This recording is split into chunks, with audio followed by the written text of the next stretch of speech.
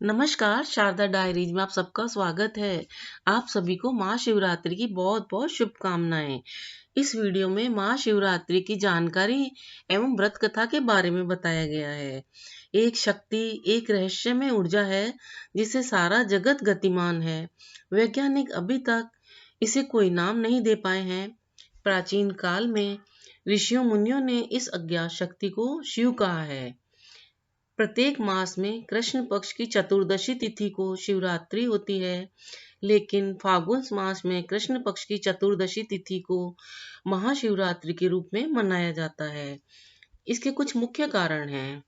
ऐसा कहते हैं, इस दिन भगवान शिव ने माता पार्वती से विवाह किया था और इसी दिन समुद्र मंथन में जो विष निकला उसे भगवान शिव ने पीकर अपने कंठ में रोक लिया और इससे उनका सारा शरीर नीला पड़ गया और वह नीलकंठ नाम से विख्यात हुए और इस तरह सारे संसार की रक्षा करी। एक अन्य मान्यता के अनुसार देवी गंगा पूरे वेग के साथ पृथ्वी पर उतर रही थी, तब भी भगवान शिव ने उन्हें अपनी जटाओं में धारण किया और पृथ्वी पर विनाश होने से रोक लिया। इसीलिए इस दिन को शिवरात्रि के रूप में मनाया जाता है और शिवलिंग का अभिषेक किया जाता है। इसी दिन भगवान शिवलिंग के रूप में प्रकट हुए थे, इसीलिए सभी इस दिन भगवान शिव की पूजा, आराधना, उपासना, ध्यान और मंत्रोच्चारण करते हैं और महाशिवरात्रि का पर्व हर्षोल्लास के साथ मनाते हैं। इस दिन शिवरात्रि की व्रत कथा सुनने से भी बहुत पुण्य लाभ मिलता है। प्राचीन पौराणिक शिव व्रत कथा। प्राचीन समय में चित्रभानु नाम का एक शिकारी था। पशुओं की हत्या करके वह अपने कुटुंब का पालन पोषण करता था। वह एक साहूकार का ऋणी था। काफी समय से वह उसका ऋण नहीं चुका पा रहा था। इससे क्रोधित होकर साहूकार ने उसको एक दिन शिवमठ में बंदी बना लिया। संयोग से उस दिन शिवरात्रि का दिन था। बंदी रहते हुए शिकारी ने मठ में शिव संबंधी धार्मिक जानकारी सुनी। वहीं उसने शिवरात्रि की व्रत कथा भी सुनी। संध्या होने पर साहूकार ने उसे बुलाया और ऋण चुकाने के लिए पूछा, तो शिकारी ने अगले दिन सारा ऋण चुकाने वाली बात कहकर यह वचन दे दिया। साहूकार ने उसकी बात मान ली और उसे छोड़ दिया। उसके बाद शिकारी जंगल में शिकार के लिए निकल गया। दिन भर बंदी गृह में बंद रहने के कारण वह भूखा प्यासा तो था ही। सूर्यास्त होने पर वह एक जलाशय के पास गया और वहां एक घाट के किनारे एक पेड़ पर थोड़ा सा जल पीने के लिए लेकर चढ़ गया, क्योंकि उसे पूरे विश्वास था कि कोई न कोई जानवर अपनी प्यास बुझाने के लिए यहाँ जरूर आएगा। वह पेड़ जिस पर वह बैठा था बेलपत्र का था। उसी पेड़ के नीचे एक शिवलिंग भी था जो सूखे बेल पत्रों के ढक जाने से दिखाई नहीं दे रहा था और शिकारी को इसका पता भी नहीं चला। भूखा प्यासा और थका हुआ वह मचान पर बैठ गया।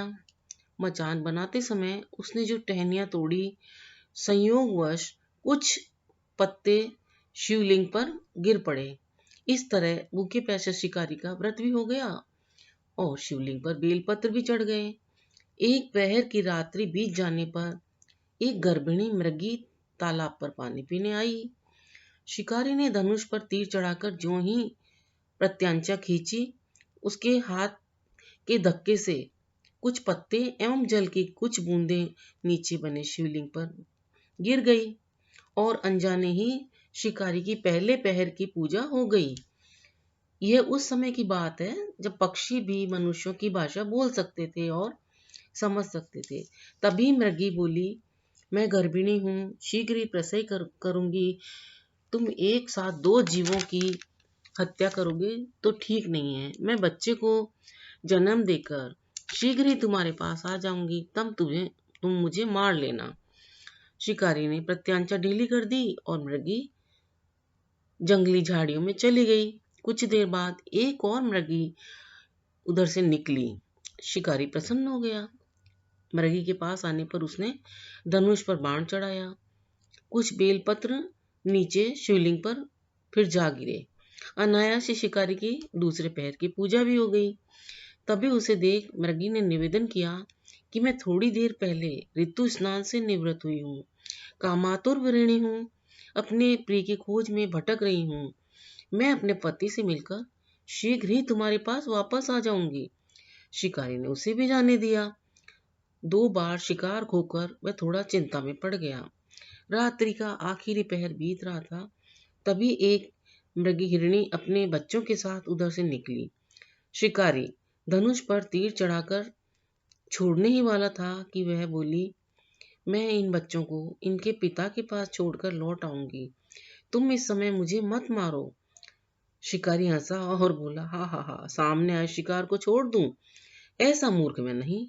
इससे पहले मैं 2 बार अपना शिकार खो चुका हूँ। मेरे बच्चे भूख प्यास से तड़प रहे होंगे। इन पर इस पर मृगी ने कहा, जैसे तुम अपने बच्चों की चिंता कर रहे हो, उसी तरह मुझे भी अपने बच्चों की चिंता है। इसीलिए मैं सिर्फ बच्चों के लिए जीवन दान मांग रही हूँ। मेरा विश्वास करो, मैं इन्हें इनके पिता के पास छोड़कर तुरंत लौट आने की प्रतिज्ञा करती हूँ। मृगी का दीन वचन सुनकर शिकारी को उस पर दया आ गई और उसने उस मृगी को भी जाने दिया। शिकार नहीं मिल पाने के कारण बेल के वृक्ष पर बैठा शिकारी बेलपत्र तोड़कर नीचे फेंकता जा रहा था और इसी तरह उसकी तीसरे पहर की पूजा भी स्वतः ही पूरी हो गई। सुबह होने वाली थी, तभी एक हष्टपुष्ट मृग उसी रास्ते पर आया। शिकारी ने सोच लिया कि इसका शिकार तो अवश्य ही करेगा। शिकारी की तनी प्रत्यंचा देखकर मृग बहुत ही विनती पूर्वक बोला, भाई, यदि तुमने मुझसे पहले आने वाली 3 मृगणियों और छोटे छोटे बच्चों को मार डाला है, तो तुम मुझे भी मारने में कोई विलंब ना करें, ताकि मुझे उनके वियोग में एक क्षण भी दुख नहीं सहना पड़े। मैं उन मृगियों का पति हूँ। यदि तुमने उन्हें जीवन दान दिया है, तो मुझे भी कुछ क्षण का जीवन दान देने की कृपा करें। मैं उनसे मिलकर अति शीघ्र तुम्हारे सामने आ जाऊंगा। मृग की बात सुनकर शिकारी ने पिछली सारी बात मृग को बता दी। तब मृग ने कहा, मेरी तीनों पत्नियां जिस प्रकार प्रतिज्ञाबद्ध होकर गई हैं, वे मेरी मृत्यु से अपने धर्म का पालन नहीं कर पाएंगी। इसलिए जैसे तुमने उन पर विश्वास करके छोड़ दिया है, वैसे ही मुझे भी विश्वास करके जाने दो। मैं उन सबके साथ शीघ्र ही तुम्हारे सामने उपस्थित हो जाऊंगा। उपवास, रात्रि जागरण तथा शिवलिंग पर बेलपत्र चढ़ाने से शिकारी का हिंसक हृदय निर्मल हो गया। उसमें भगवान का वास हो गया। उसके हाथ से धनुष तथा बाण छूट गया और उसने मृग को जाने दिया। थोड़ी देर बाद वह मृग सपरिवार शिकारी के सामने उपस्थित हो गया, ताकि वह उनका शिकार कर सके। लेकिन जंगली पशुओं की ऐसी सत्यता, सात्विकता एवं सामूहिक प्रेम भावना देखकर शिकारी को मन में बहुत ग्लानि हुई। उसके नेत्रों से अश्रुधारा बहने लगी। उस मृग परिवार को न मारकर शिकारी ने अपने हृदय की जीव हिंसा को हटा के सदा के लिए कोमल और दयालु बना लिया। देवलोक से सभी देवता इस घटना को देख रहे थे। शिकारी के ऐसा करने पर भगवान शिवजी ने प्रसन्न होकर उसे अपने दिव्य स्वरूप का दर्शन करवाया तथा उसे सुख समृद्धि का वरदान देकर उसे गुहा नाम दिया। यह वही गुहा केवट था जिसके साथ भगवान श्री राम ने वनवास में मित्रता की थी और राम, सीता और लक्ष्मण को उसने गंगा पार करवाया था। भगवान शिव जी की सदा हम पर कृपा बनी रहे। अगर आपको यह जानकारी अच्छी लगी हो तो कृपया वीडियो को लाइक, शेयर, सब्सक्राइब और कमेंट अवश्य करें। वीडियो देखने के लिए सभी को बहुत बहुत धन्यवाद।